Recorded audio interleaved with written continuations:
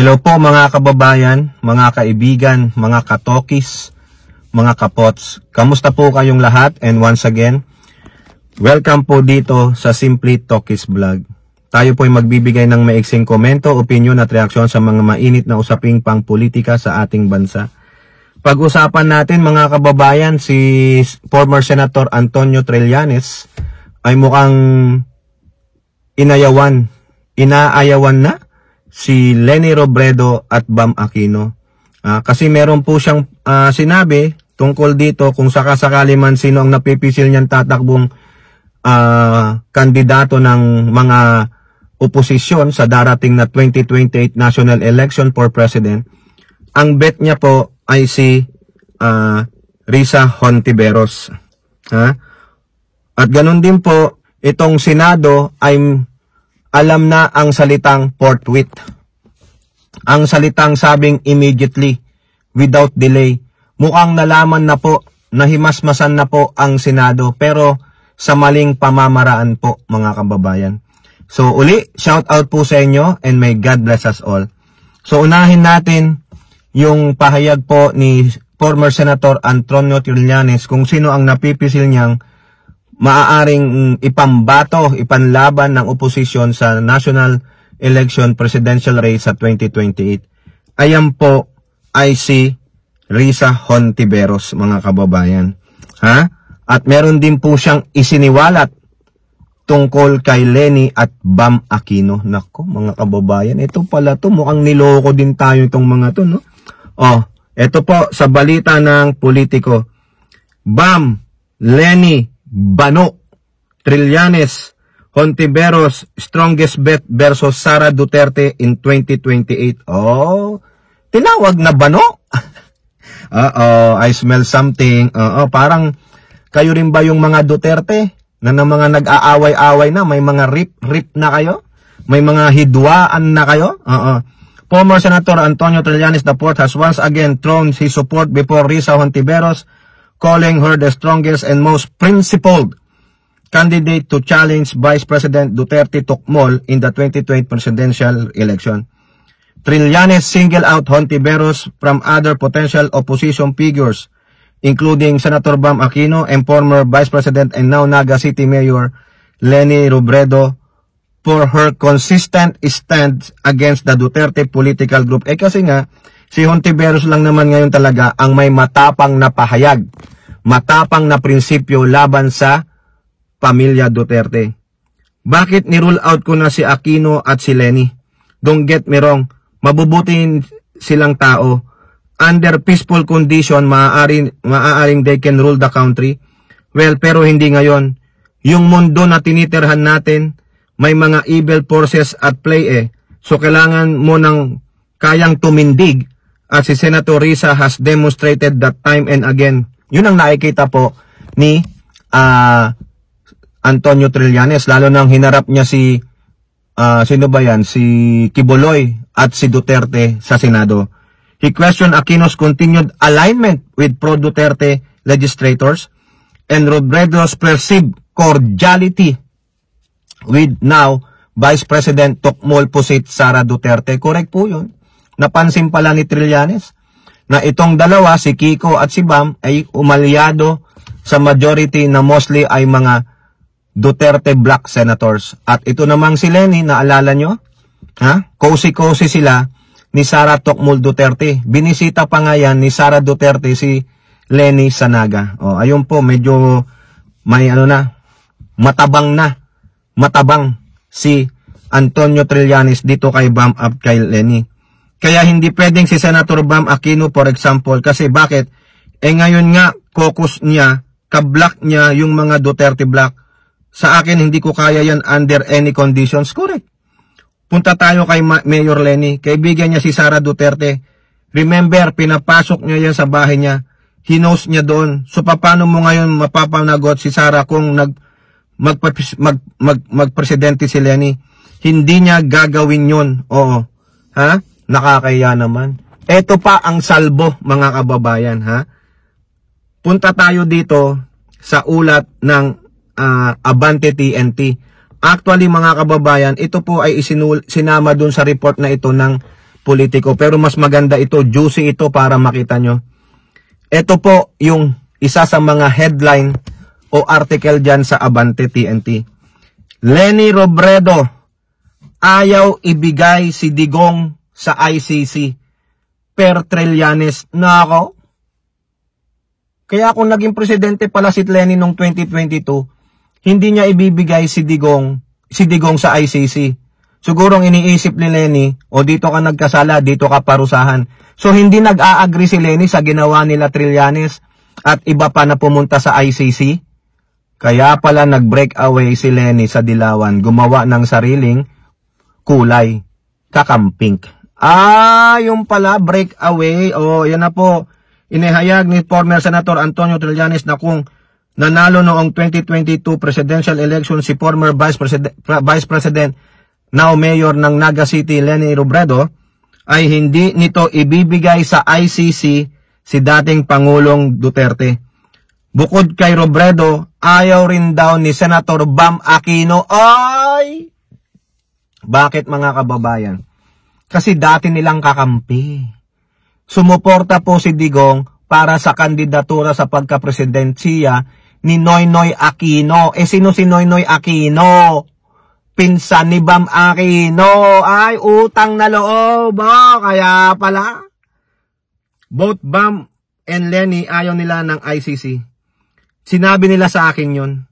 Kung mananalo raw si Leni ng 2022, hindi raw nila ibibigay si Digong sa ICC. Nagulantang ako, talaga naman. Kulay rosas ang hudas. Kaya pala, sinabi ito ni Trillanes nang banggitin ng ilang dahilan kung bakit si Senatora Risa Hontiveros ang gusto niyang maging principled eh. Diba? Bakit ayaw? Kung gusto ni Lening dyan i-try sa Pilipinas si Digong, wala nang mangyayari. Naipwesto po ni Digong yung mga ilang hurado.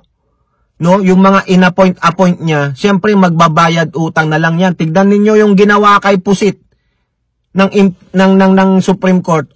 Tignan ninyo. 'Di ba? Nag-overreach o overstep ang Supreme Court para lang makapagbayad utang kay Digong.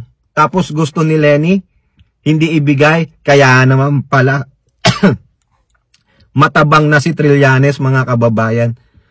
Leni Bam, bakit din nyo ibibigay? Huling-huli kayo. Kulay rosas ang hudas. Ito pa mga kababayan, Ito, pasok naman tayo dito sa mga senado. Itong mga senador, hindi nila alam kung paano nila i-define yung forthwith. Napakasimple naman, pumunta ka lang dyan, i-google mo, lalabas na kung ano ang definition ng forthwith. Nabira pa nga, yung mga taga-UP, ayaw na kay Leonen, ayaw na kay Roque, lalo na kay Escudero na binatikos ni historian and former National Historical Commission President, Madam Jokno, sa kanyang graduation speech dyan po sa UP Manila Class of 2025. Salitang forthwith lang, hindi mo alam. Taga-UP ka pa man din, sabi niya. Abogado ka, tinapos mo abogasa mo sa UP, pero salitang forthwith, di mo alam. Ngayon, nung nagbigay ng desisyon sa petisyon ni Sara Tocmol Duterte about the constitutionality nung impeachment case laban sa kanya, nag-decide ang Supreme Court na ito daw ay unconstitutional because it violated the 1-year ban rule. Ngayon, ang gusto ng mga senador, forthwith na. Forthwith na tayo mga kababayan. Kasi bakit? Itong Miyerkules, mukhang mag-uusap-usap nila, madalian na. Hindi na nila aantayin yung motion for reconsideration na isasagot ng Supreme Court. Kasi po, yung mga first filer, yung unang nag-file ng impeachment laban sa inyong Tocmol na Vice Presidente, ay nag-file po ng motion for reconsideration. At ang House of Representatives magpapile din ng motion for reconsideration. Ayaw po nilang antayin yung magiging sagot ng Supreme Court. Ngayon, magpo-forthwith na sila mga kababayan. Madali na pala. Wag na tayong mag-remand, di ba? Peter Alang Cayetano. Wala nang remand. Forthwith na kaagad. So yan. O ngayon, nabatikos po sila dyan ng ilang mambabatas. O ano po ang sabi dyan dito sa politiko ni Representative Percy Sandanya? Puno na ba ang jeep at nagmamadali sila? Akbayan urged Senate to wait for the Supreme Court final decision on Sara impeachment. Kaya nga, ang galing, di ba? Bakit? Kung kailan sa tingin nila convenient sa kanila. Mga makasarili, hindi mo na mag-antay ng final decision doon sa motion for reconsideration. It is the due process, di ba, Topacio? Sabi nyo pala due process at rule of law. Di tapusin nyo yung due process. Kung ano man yung kalalabasan ng motion for reconsideration at sinabing wala na, final na ito, executory na, di doon na tayo. O bakit ngayon si Marcoleta nagsasabi? Wala, ang gusto nila cooling off period daw Kasi wala naman daw mangyayari sa MR. But paano mo alam? Ano, naluto na naman ng buto-buto? O, di ba? Akbayan Representative Percy Sandanya urged the Senate to wait for the Supreme Court's decision on the motion for reconsideration regarding the ruling on the impeachment case against Tukmul Sara Duterte. Sandanya made a statement amid speculation that around 20 senators will vote to terminate the impeachment trial due to the Supreme Court's decision declaring the impeachment case filed against Duterte unconstitutional. Puno na ba ang jeep at nagmamadali sila, sabi ni Sandanya. May inihain pang MR ang mga citizen petitioners sa SC to reverse the decision. Dapat aksyonan muna yun ng korte. Dapat hindi maiwanan ang pananagutan at katarungan. Correct po. Tama. Ha? Ito pa ang sabi ng House through Attorney Princess Abante. Urge the Senate to exercise prudence and respect the judicial process by restraining from voting on the impeachment case against Duterte until the SC's decision becomes final. Let us be clear, the decision of the Supreme Court is not yet final. The HOR, as the body vested by the Constitution with the exclusive power and authority to initiate an impeachment, will file a motion of reconsideration soon. This is a matter of constitutional right and institutional integrity. Correct po. Ha? Nakakahiya. Itong Senado, kung gagawin nila yan, sa August 6, ay nako, tingnan ninyo, lalong mag-aalab ang galit ng taong bayan. Hindi pa tapos yung proseso. Diba? Kayo nga, pag natalo kayo sa kaso, ano gagawin ninyo? Aapila kayo. You have to make a motion for reconsideration, submit new evidences. Diba? Bakit nyo tatapusin? Diba? Ngayon, forthwith na ang Senado? Grabe. Any premature action, such as Senate vote effectively abandoning the impeachment trial may be interpreted as disregard of due process. Correct. Worse, it may be construed as a political shortcut that undermines the constitutional role of House of Representatives. This is not just about the House or the Senate. This is about protecting our democratic institution and upholding the system of check and balance embedded in our Constitution. She noted that the House remains committed to the rule of law and will exhaust all legal remedies to protect the constitutional mandate and to ensure that accountability is not casually brushed aside. I agree, mga kababayan. Kayong mga senador dyan, ikaw lalo ka na Chis Escudero, ikaw Marcoleta, mga Duterte Black, mahiya naman kayo. Dati sumisigaw kayo ng rule of law, sumisigaw kayo ng due process. Ngayon, nasa inyo ang boto ng Supreme Court, tatapusin nyo na, hindi nyo nakikilalanin, hindi nyo nare-respetuhin yung due process ng kabilang partido o ng sambayan ng Pilipino. Remember, 80% of mga Pilipino gustong humarap sa impeachment trial ang inyong among si Tukmol. Bakit ngayon? Forthwith na. Dati naging puwet-puwet lang. Diba? Nakakahiya, mga kababayan. Mga visit talaga itong mga senador na ito.